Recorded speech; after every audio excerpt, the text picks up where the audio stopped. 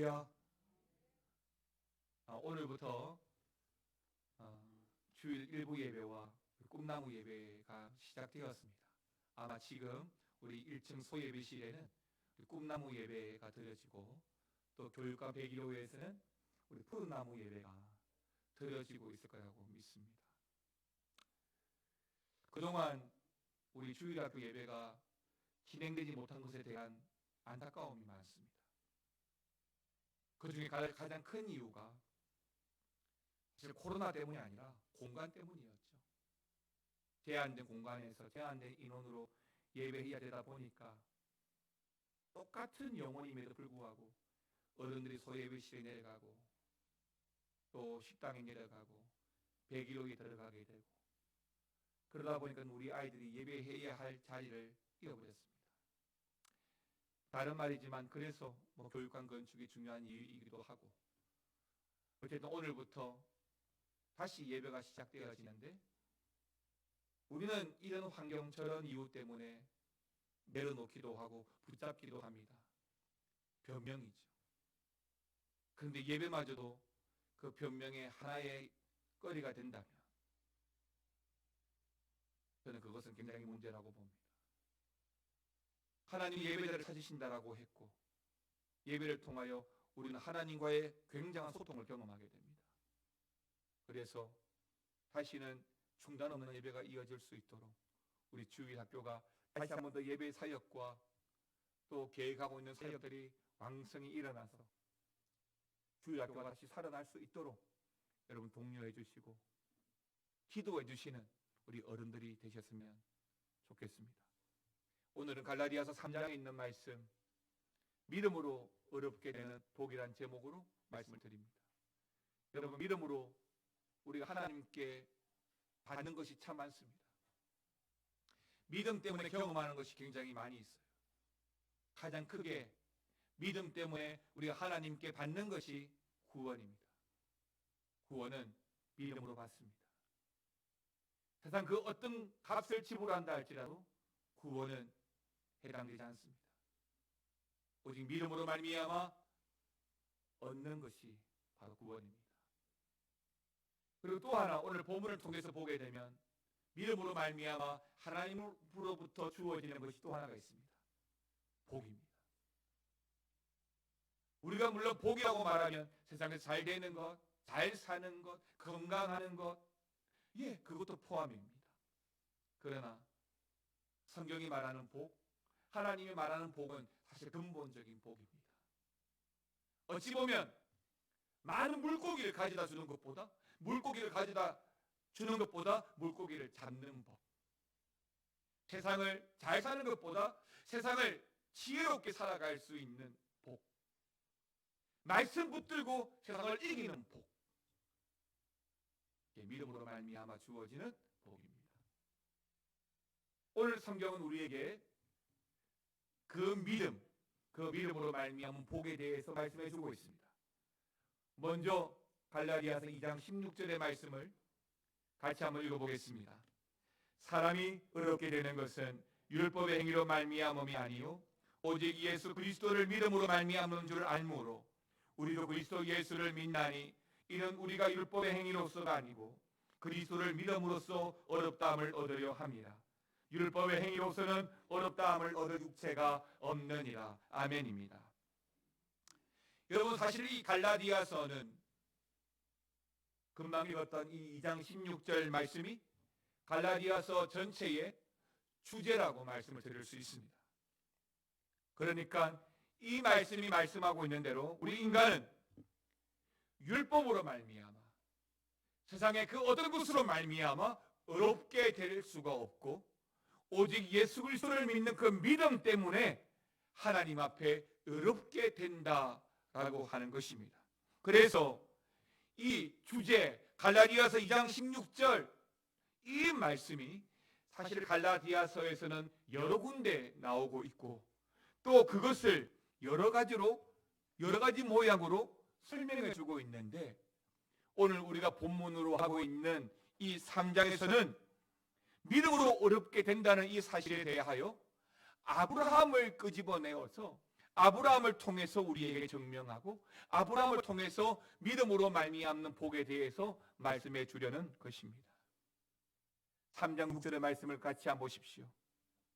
여기는 이렇게 되어 있습니다. 아브라함이 하나님을 믿음에 그것을 하나님께서 뭐로 여기셨다고요? 의로 여기셨다라고 했습니다. 맞습니다.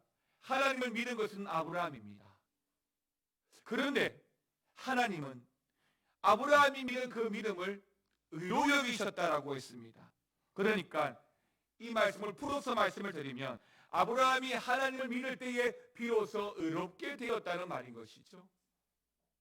여기서 의롭다라고 하는 말은 하나님 앞에 바르다라는 뜻입니다. 그러니까 우리의 믿음 때문에 하나님과 바른 관계를 맺게 된다라고 하는 것입니다. 맞습니다. 여러분이 그 믿는 그 믿음이 하나님과 우리의 관계가 바른 관계가 되게 합니다. 20년, 30년, 40년을 살아온 부부라도 저녁을 먹으면서 사소한 것으로 다투었다면 그것이 잠들기 전까지도 해결되지 않았다고 한다면 한 입을 덮고 자기가 어렵습니다. 얼굴을 마주보고 자기가 어렵습니다. 팔베개 해주고 자기가 어려워요. 부부도 관계에 골이 생기고 감정에 골이 생기면 같이 식사하는 것도 어렵습니다. 하나님과 우리의 관계가 잘못되어지면, 하나님과 우리의 관계가 틀어지면 얼굴 못 보는 정도가 아니라 살아갈 수가 없어요. 하나님이 보호하사, 우리나라 만세가 되어야 되는데 하나님이 돕지 않으면, 하나님 역사하지 않으면, 하나님과의 관계를 제대로 맺지 못하면 우리가 살아갈 수가 없는 거예요. 그런데 그 하나님과의 관계를 바르게 하는 것이 뭐라고요? 믿음이에요. 우리 인간에게 너무나 중요한 것이 있습니다. 하나님과 바른 관계를 가져야만 비로소 인간답게 살 수 있다는 겁니다. 여러분, 세상을 살아보셔서 아시겠지만 세상은 그 인간을 존중하기보다는 사실은 굉장히 함부로 대하는 것 같습니다. 있는 자와 없는 자를 차별하고 인종을 차별하고, 세상은 끊임없이 아니다라고 이야기하지만 많은 차별이 더 생겨나고 있습니다.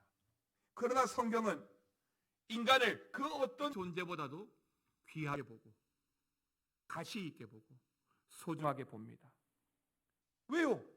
하나님이 우리 인간을 만들 때부터 하나님을 모델로 해서 하나님 형상 닮게 하고 하나님이 생기를 불어넣어서 하나님과 영적 소통이 가능한 영적 존재로 세우셨기 때문이죠.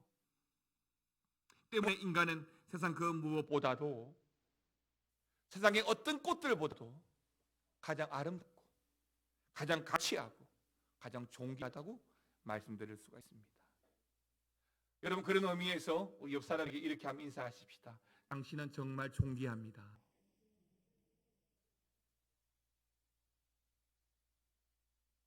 때문에 우리가 이 세상에서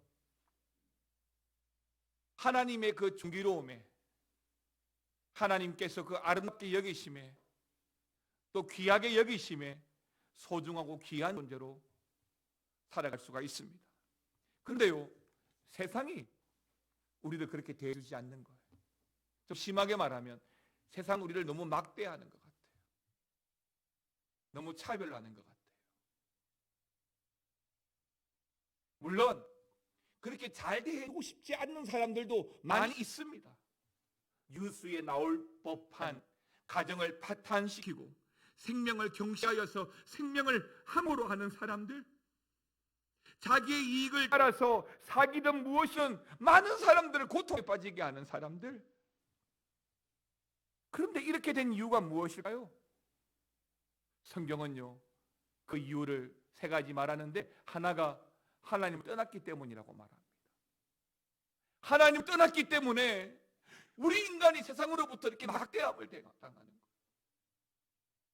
또 하나가 하나님과의 바른 관계를 맺지 못하는, 믿음으로 말미암아 하나님과의 바른 관계가 더 맺어져 가고 성숙해져 가는데, 우리의 믿음이 자꾸 성장하기보다는 자꾸 변명거리와 핑계거리만 늘어나니까 하나님과의 관계가 바르지 못하고, 그러다 보니까 나의 든든한 백이 없어서 세상이 막대하는 거예요.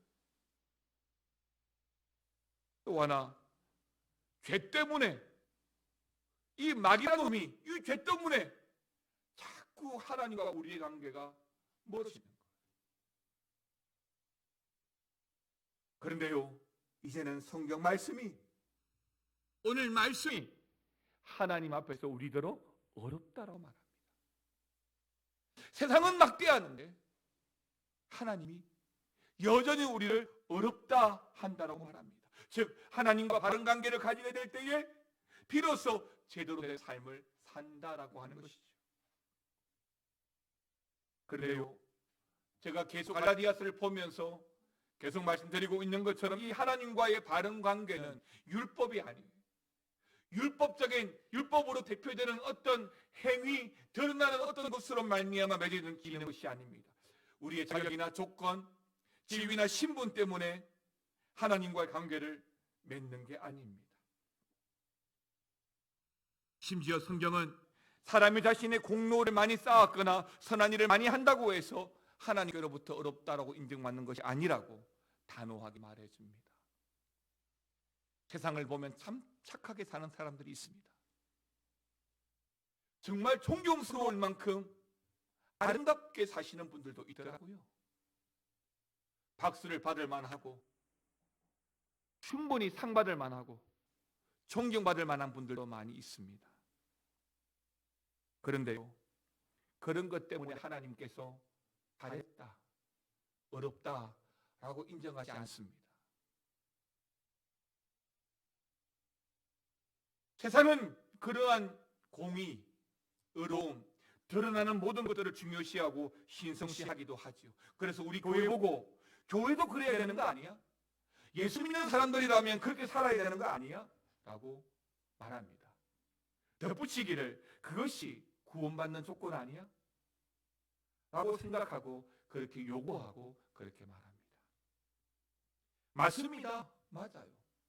교회도 예수 믿는 저와 여러분도 그렇게 살아야 되고 덕을 세우고 어렵게 살아야 됩니다. 그러나 제가 계속해서 지금 말씀드리는 것처럼 세상 사람들이 생각하는 것처럼 그들이 말하는 공의와 어려움들이 구원의 조건이 아니라, 공의와 어려움이라고 하는 것은 이미 우리가 구원받은 자로서 구원의 결과물로서 당연히 보여주고 갖추고 살아가야 되는 현상인 것이죠. 조건이 아니라. 겉으로는 남보다 더 선해 보이기도 합니다. 남들보다 올바르게 사는 것처럼 보이기도 합니다. 그러나 그것이 기준이 된다면 우리의 중심을 보시는, 우리의 내면을 보시는, 우리의 영혼을 보시는 그 하나님을 만족시킨다는 것은 사실 불가능합니다. 때문에 우리가 어렵게 되는 것은 하나님으로부터 어렵게 여김을 받는 길은 오직 하나, 우리를 어렵게 하시려고 세상에 보내주신 그 예수 그리스도를 믿는 것입니다. 나를 구원하신 유일한 구세주 예수 그리스도로 그 십자가를 붙드는 것입니다. 사랑하는 성도 여러분, 우리는 스스로 율법의 행위로 하나님과의 바른 관계를 맺는다는 것이 불가능하다는 것을 알아야 합니다. 때문에 하나님의 은혜로, 하나님이 예수님을 통해서 우리를 어렵게 하신다는 것을 우리는 그저 믿는 것뿐입니다. 하나님께서 우리에게 요구하시는 것은 수고가 아니에요. 하나님께서 우리에게 요구하시는 것은 믿는 겁니다. 여러분 11절 말씀 한번 보십시오. 같이 읽겠습니다. 또 하나님 앞에서 아무도 율법으로 말미암아 어렵게 되지 못할 것이 분명하니 이는 의인은 무엇으로 말미암아 살아야 된다고요? 믿음입니다. 여러분들이 의인되고 여러분들이 이렇게 인정받을 수 있는 유일한 한 가지는 믿음밖에 없어요.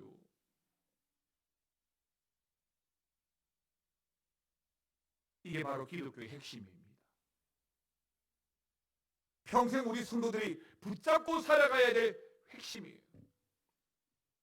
여러분, 어제 10월 31일이었죠. 10월의 마지막 날이었는데요.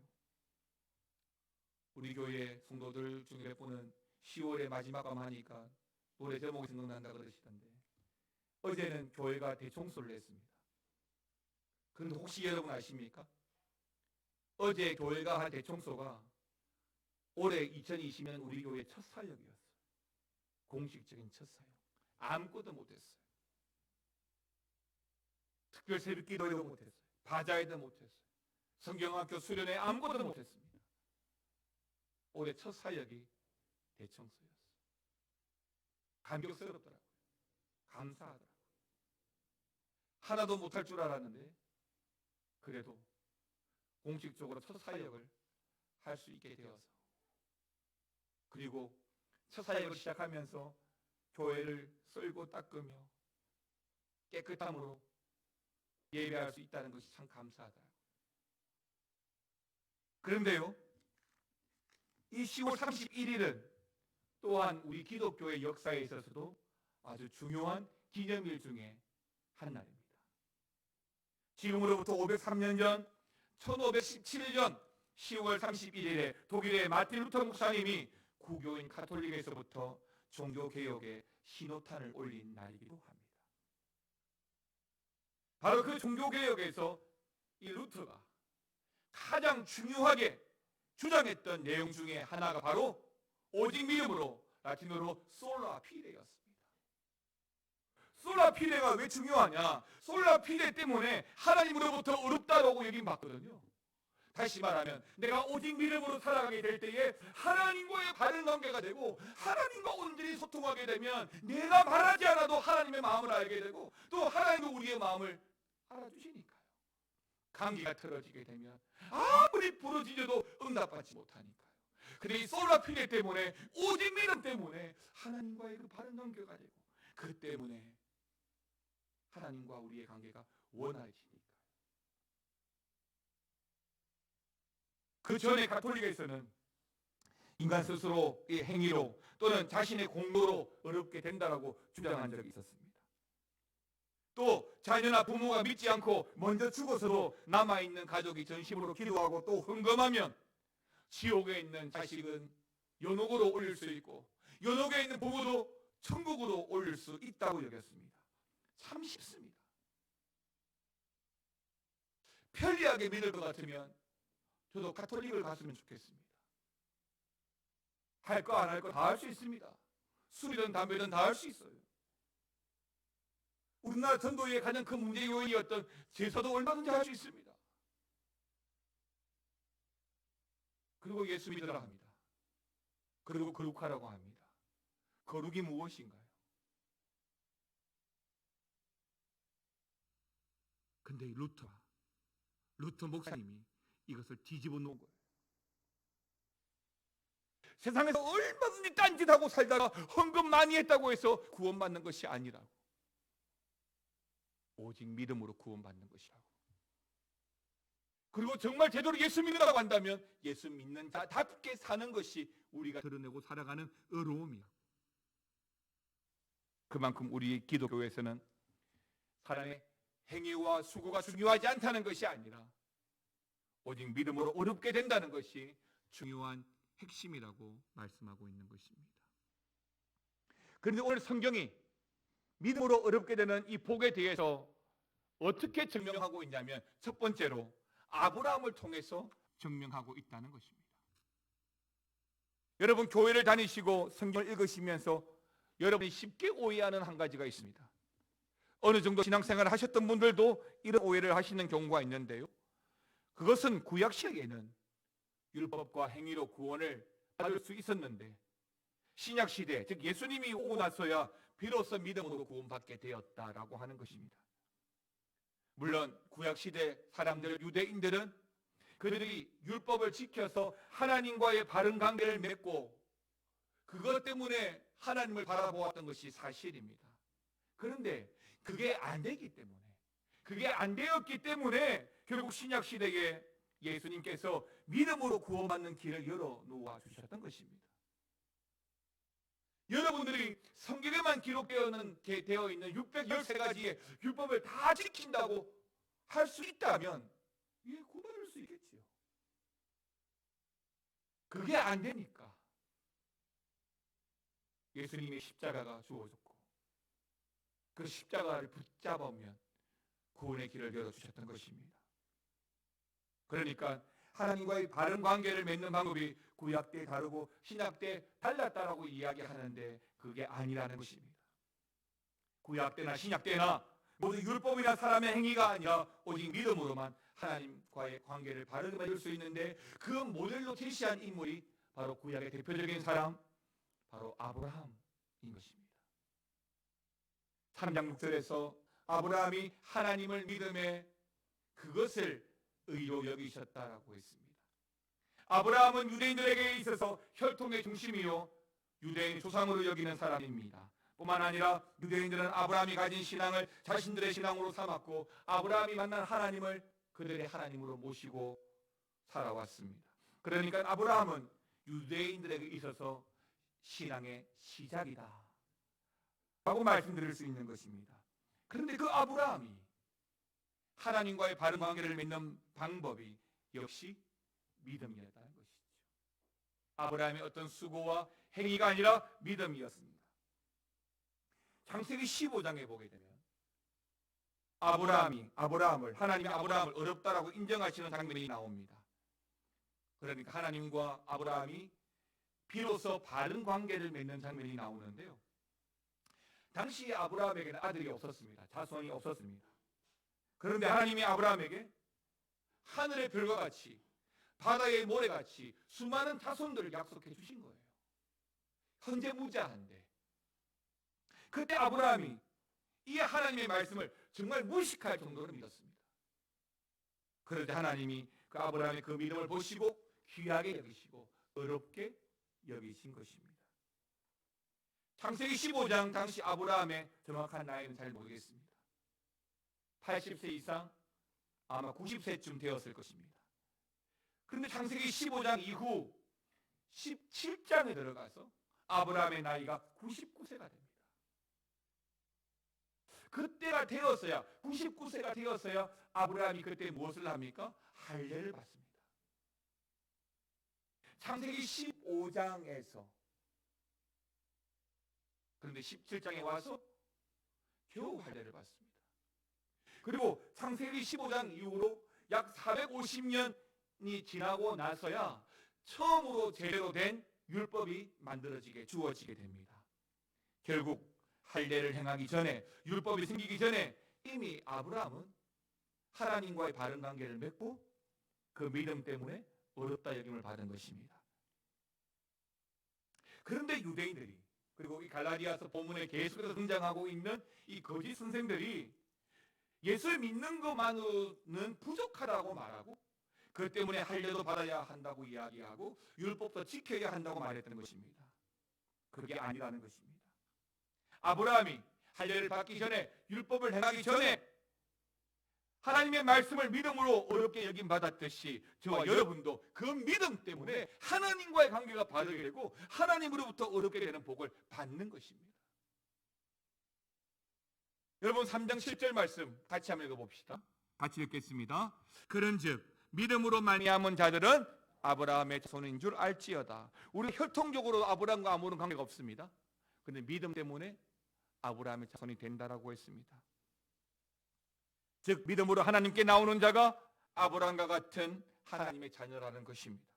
더 이상 유대인이냐 아니냐 할례와 율법을 행하느냐 그런 것이 중요하지 않다는 것입니다. 사랑하는 성도 여러분, 아브라함과 같은 믿음이 있기에 저와 여러분도 아브라함의 자손이 되고 또 아브라함처럼 하나님의 은혜를 받는 하나님의 자녀라는 사실을 믿고 살아가는 것입니다. 여러분 다시 한번 더 9절 말씀 보십시오. 믿음으로 말미암은 자는 믿음이 있는 아브라함과 함께 뭘 받는다고요? 복을 받습니다. 다시 한번 보십시오. 믿음으로 말미암는 자는 믿음이 있는 아브라함께 뭘 받는다고요? 복을 받습니다. 그러니까 내가 믿음이 있으면 믿음으로 복받은 아브라함처럼 복을 받는다는 거예요. 누구든지 바로 믿음으로 잘 사는 여러분이 오늘 이 아브라함처럼 복을 받고 살아가시기를 주의 이름으로 축원합니다. 전에도 한번 말씀드린 적이 있는데요.